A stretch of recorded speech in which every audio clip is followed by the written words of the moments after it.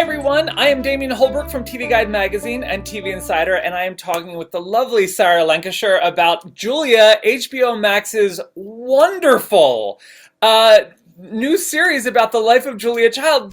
You look lovely this morning. Not camera ready, as they say. What are you going to talk about? I guess the book. Before everyone forgets about it completely. At this stage of my life, I want to feel relevant.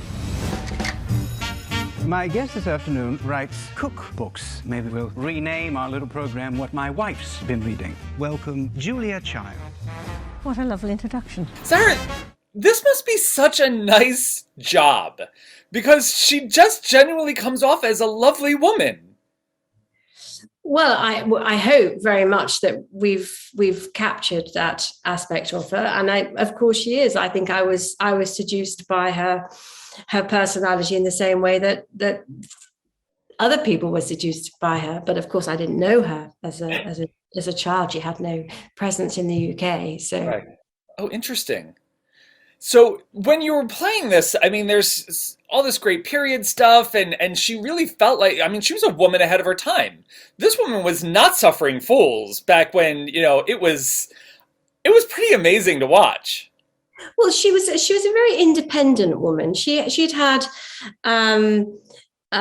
she'd had her career, and she travelled the world with her husband Paul. She'd been by his side when he was a diplomat, and so when she started the French chef with the WGBH, she arrived in her 50s. Yeah. She was a very I suppose a very well traveled, a very rounded and very secure individual. She didn't necessarily feel the need to impress, and so she had a confidence which was born out of years and years and years of I suppose of maturity in a sense, right.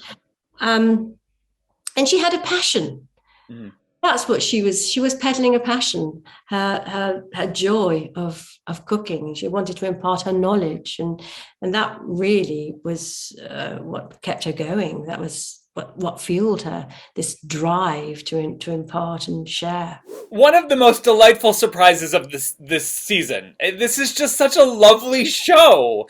And these two characters, I mean, obviously it's so great to see you both together on screen and all that. But I also love these characters because they're everyone's so I can cheer for all of them. And Julia's husband, he was so supportive and so understanding, and that must have been, what was that like, getting to look into this man's life and finding out why and how he was so supportive? It has been endlessly gratifying to dig into Paul's life. I think he is a fascinating, interesting, complicated, gnarly man who just found the love of his life. He actually, interestingly, found the love of his life twice.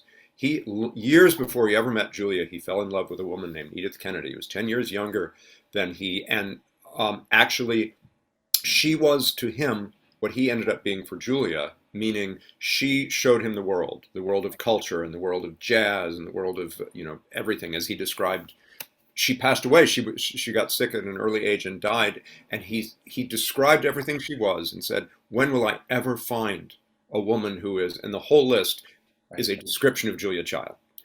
So it's this amazing thing that happened in his life. So I have loved exploring him and trying to do justice to him. And Avis, I mean, Bebe, I feel like this is the perfect role for you. Had you known anything about this relationship?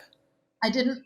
I did not know anything about her, and I didn't know, no. And then I started reading some of the letters, and thought there was a fascinating story of getting to know someone over correspondence for 10 years, never meeting in real life, never meeting in person all that time, but developing such a closeness and such an intimacy and and recognizing, reflecting off of each other and finding this other just extremely close ally and friend. And for the two of you, obviously, I mean, you've probably been asked 1,000 times, but when you walked back on set together, was there any kind of like, I know this, I understand this energy?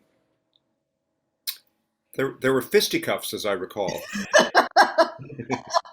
He hit me first.